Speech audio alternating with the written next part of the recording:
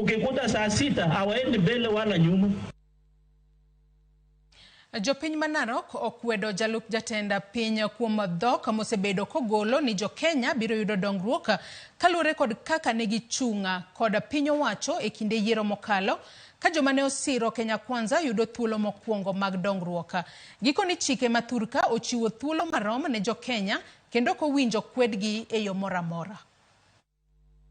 Ingawa pia hasemi mbaya, lakini tuangalie sisi zote ni wa Kenya. Serikali ya Kenya Kwanza ni ya kila mtu. Either ulipiga kura ama haukupiga. Kama sisi saa hii tunaumia, maisha imekuwa ngumu, so tunasema Ruto wajue yeye ni president na ni president ya Wakenya wote, na afanye kazi bila kubagua, bila kuangalia kabila gani. Hakuna wale wanatoa ushuru kushinda wengine.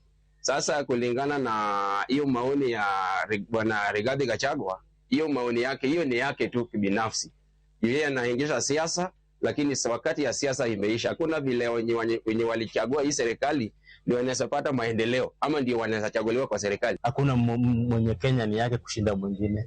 Sasa kama ingewezekana viongozi wetu wangekubaliana wafanye kazi kwa amani, tungojee miaka 5 tufanye uchaguzi. Sasa hii saa ya kusema wengine ndio walitufanyia kushinda wengine.